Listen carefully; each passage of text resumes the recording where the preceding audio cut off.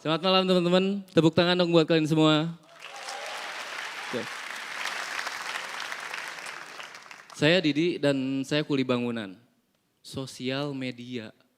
Kuli bangunan, disuruh ngomongin sosmed. Oh my God. Kalau disuruh ngangkut pasir, ngangkut batu bata, mau berapa truk juga capek. Saya mah kalau disuruh milih teman-teman, daripada harus ngomongin sosmed, mending disuruh bongkar panggung deh.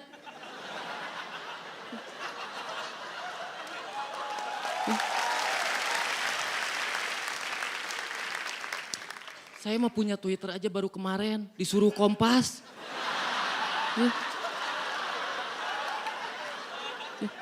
Saya bikin aja 3, mumpung gratis.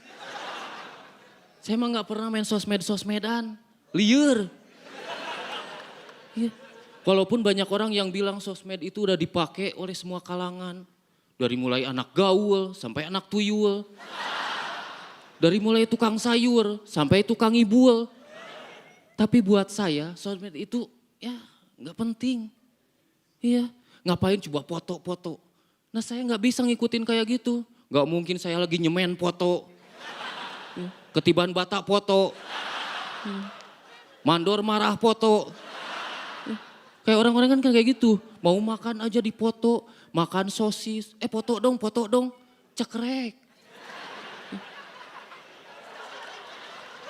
Ih sosisnya jelek. Ulang dong. Sosis aku kelihatan gendut.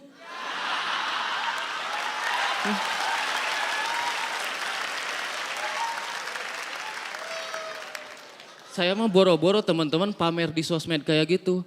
Kalau makan, iya saya mah sama tetangga aja malu ketahuan makan. Saya nih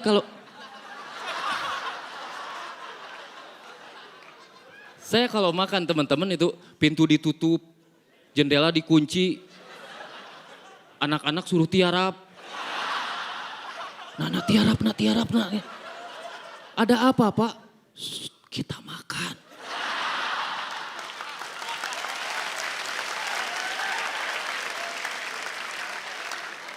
Ya kalian masih keren-keren aja mau pamer tiap hari juga makanannya enak-enak, menunya ganti-ganti. Nah kalau saya kadang-kadang hari Senin sampai Jumat makannya ikan asin. Ya, Sabtu Minggu baru tuh kerenan dikit pakai jengkol. Ya.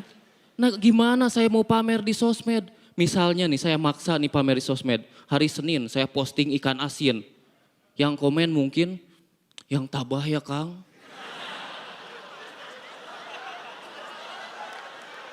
Hidup tak seindah drama Korea.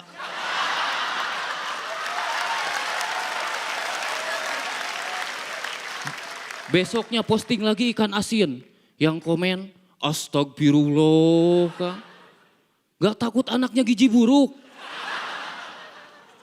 Besoknya posting lagi ikan asin. Yang komen makin pedes. Innalillahi. Kalau semua orang Indonesia kayak abang, ikan laut bisa punah.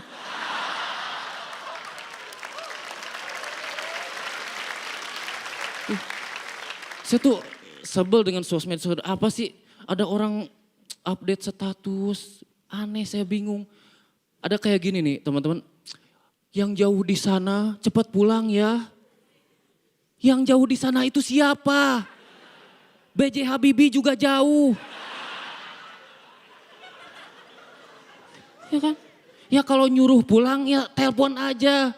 Ngapain update status? Betul tidak?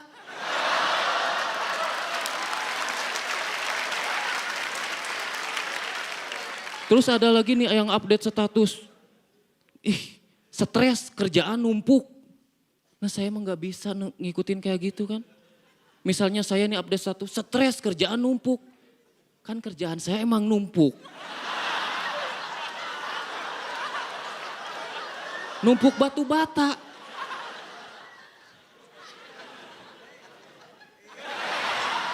Iya, terus ada lagi yang update status. Numpuk batu bata lagi. Saya Didi, terima kasih. Tepuk tangan buat Kang Didi. Oh, jadi dia nggak pernah posting apapun yang dia makan, Ji, gitu ya. Di situ ada keluarganya Kang Didi, ya bertiga itu Iya. ya kayaknya ya. Dari Bandung, halo. Itu Oke. Siap, tapi sekarang kita dengarkan dulu apa kata juri untuk penampilan Didi malam ini, Hifzi. Silahkan yang pertama, Bang Panji.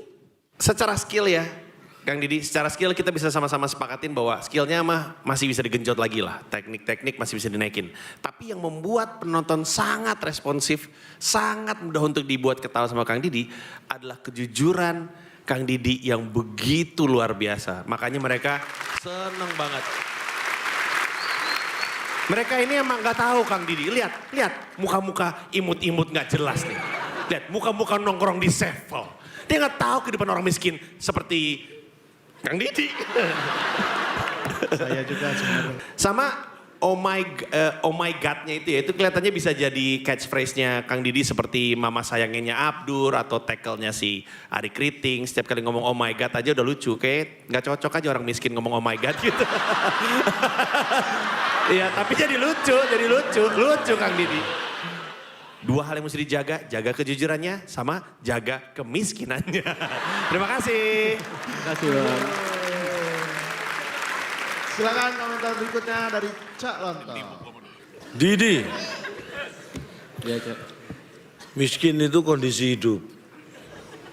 Gak masalah.